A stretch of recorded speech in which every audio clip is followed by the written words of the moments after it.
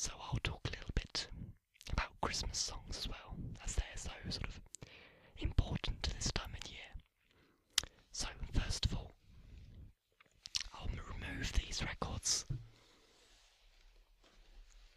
and just start off with this Beatles record.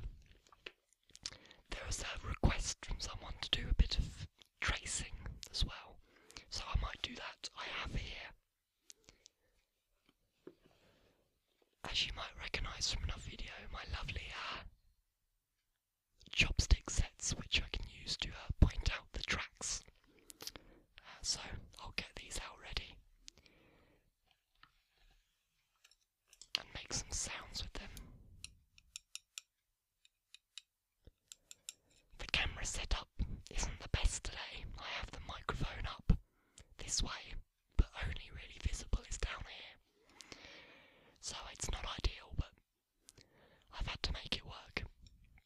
It just means you'll hear my voice rather than the sounds of the records, which shouldn't be too much of a problem, as you can hear their nice wooden sound. So, I only really need one of these. I'll remove the rest of the box from shot. Okay.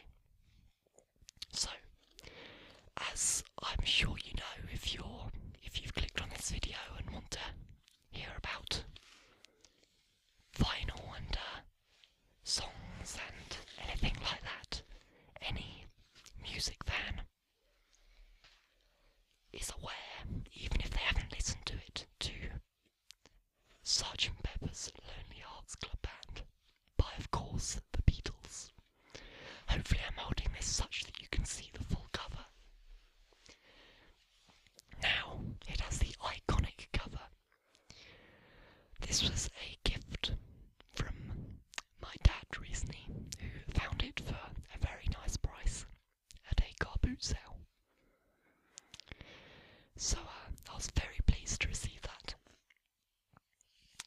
It's an album that I've heard bits of, but it was also very nice that the first time I listened to it in full was this record, which was a kind of a nice authentic experience of listening to it the way it would have been listened to at the time, which I always quite enjoy.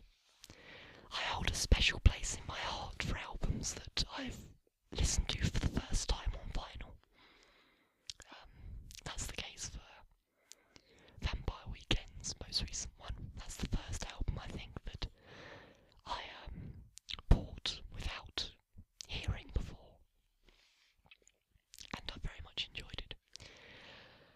Okay, so we have here the track listings and also the lyrics for each song. This is unusual for an album of that time. Normally you had sort of a slip inside, but this actually hasn't displayed fully on the back. I'll open it up. It's got a wonderful picture here. I'll hold it back. And as we go along, I'll use my tracing stick to point them out. We have George Harrison. No, sorry. I need to see them from the top. Okay, sorry. We have Ringo Starr, obviously over here, who played the drums for the Beatles. We have John Lennon, as I'm sure you will know. He played rhythm guitar and obviously vocals. Then we have Paul McCartney on the centre right position here. Now, he played the bass and also lead vocals. And over on the right, we have George Harrison, who played lead guitar. And famously on this album, he also played the sitar. So, this album cover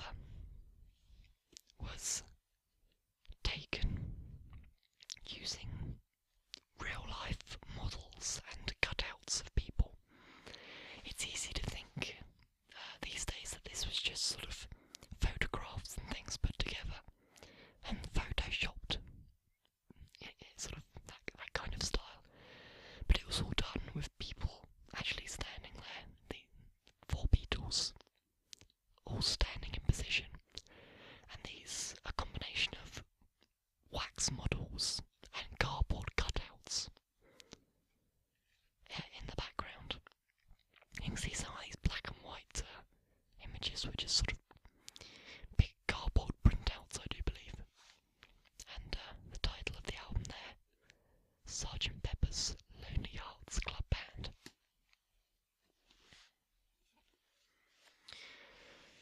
So, a little bit about this album. It was very influential when it was first released. Well, it's still influential to this day. One of the most famous, one of the most recognisable, and one of the most influential albums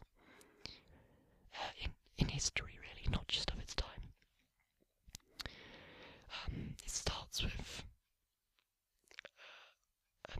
and ends with an intro, and it's one of the first concept albums in a way.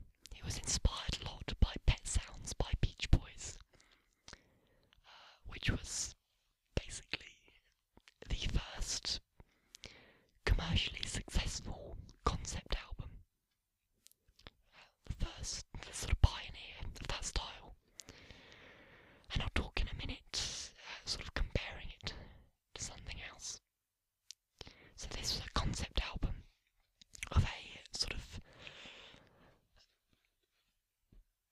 journey of this kind of big marching band, as you can see here, a big entourage, and it starts and ends with Sergeant Pepper's Lonely Hearts Club Band sort of theme, and songs including A Little Help, My Friends. It starts with the sitar-based song I mentioned, Within You and Without You. All sorts of very well-known songs in their own right are on this album. Despite that, my personal favourite is the track that appears after the end theme, the very last song on the album. And that's down here. And it's called A Day in the Life. So we have that there. It's hard to read upside down, but we have A Day in the Life for the lyrics going down here. Yes, it's my favourite, probably my favourite Beatles song. It has a combination of both Lennon and McCartney. Here we go here, both of those two. And not just a combination of their lead vocals, but also of their songwriting. It's essentially 2 songs merged together. And it ends on a huge build-up of an orchestra, which I'm told the Beatles told this orchestra to play random notes, getting louder and louder and quicker, building up in this huge crescendo at the end, in which it just cuts out.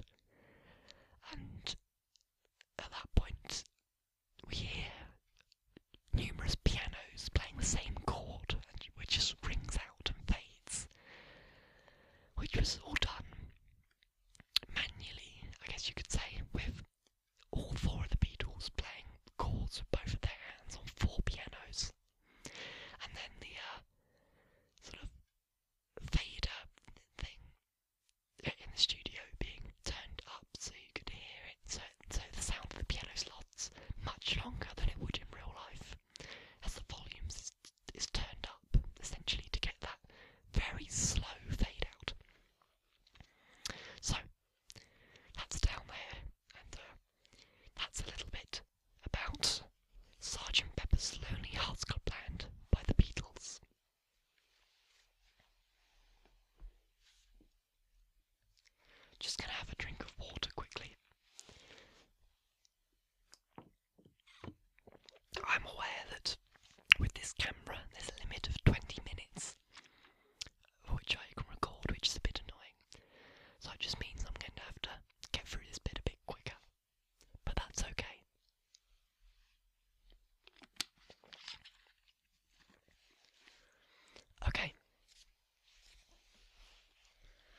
So the album I want to quickly compare it with is this here, and it is Bookends by Simon and Garfunkel. Now this album was released in the same year, I believe, but quite a few months after, and it was strongly inspired by Sgt. Pepper's Lonely Hearts Club Band. Despite it looking very different, we have a very bright, vibrant Sgt. Pepper's album, and whereas this has the black and grayscale cover, and again a very just sort of plain cover with the lyrics listed at the back here. It follows a similar structure with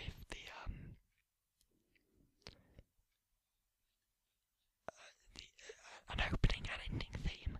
In this case, for the album Bookends, it has the Bookends theme, which follows that same pattern of the title of the concept album being the theme. In this case, the main concept part is only in the first side of the album, and it goes through. The concept is showing the life of someone. It starts off with "Save the Life of My Child" and goes through the famous song "America," which is one of my favourites, going through to "Overs" and ending with "Old Friends." So you can see it goes from talking about children to, at the end, old friends and people talking about sort of what we have the album, the song "Voices of Old People," which is a sort of collage song of lots of, as it says, voices of old people overlaid onto each other, which is here.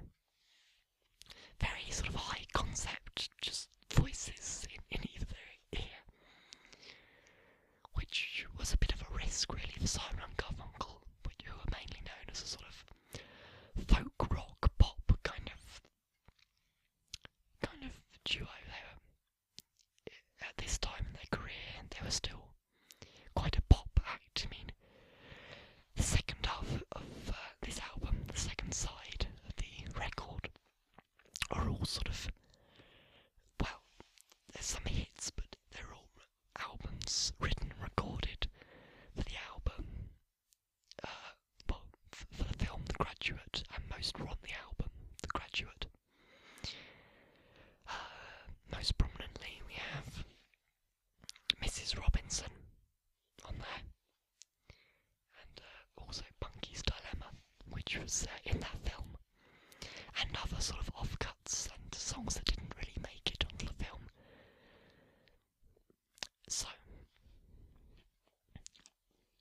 this was very much inspired, as it is also a concept album, going in and out, as you can see. It's often compared to be the sort of darker side of Sgt. Pepper's. It's got sort of a very, like I said, grayscale. It's the sort of moody, darker side that certain film songs are compared. For example, I'm just trying to think. I'm not sure right now, but I've seen comparisons with comparing the different songs, and sort of I think the obvious one was on the Beatles album. There's a song called "When I'm 64," whereas on this album, to be honest, I'm not quite sure, but there's parallels. That's my point. There's parallels between the two albums in terms of songs. You can sort of match them up. So that's an album I bought recently in a shop when I was in New York. I was very pleased to find myself on holiday in New York over in October at some point. And what I wanted to do was go to the area in which Simon and Garfunkel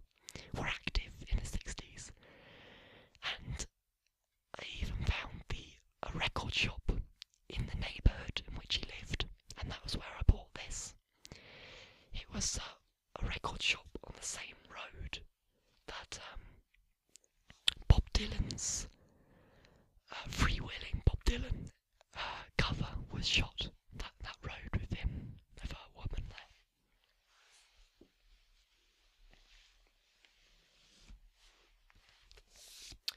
Now, we've had two great albums, classic albums. Now on to a Christmas compilation album. Now, before you act too surprised, this is just a prop. My point is, around Christmas time, which it is right now, all over the place, obviously you hear Christmas songs. I'm here in England, so this compilation album has mainly British Christmas songs. Obviously there are American ones, but you'll find in England we're very protective of our Christmas songs. They're often very British songs, and ones that you won't find in other places, say in America.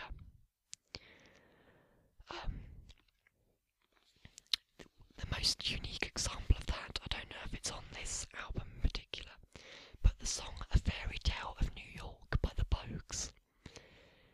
I'm not sure if it's that popular in America, but certainly in England it's often voted as the nation's favourite Christmas song, despite it being about like a drunkard and not a very nice tale of a fight on Christmas Eve.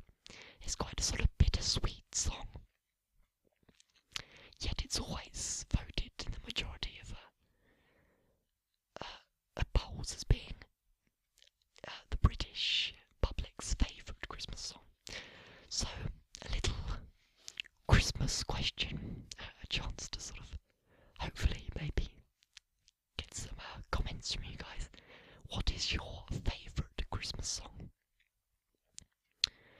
My favourite is either The Fairy Tale of New York, siding with the British public there, but also in terms of sort of traditional, more carol-based things. My favourite probably is Carol of the Bells, which around this time of year, I really enjoy. It's more of a sort of classic Christmas song, Christmas sort of traditional carol, I guess. But that's a sort of contemporary and classic song that I like, so I'd be really interested to see whether, if I get this into focus, whether you agree with any of these albums on the back here, and what is your favourite Christmas song?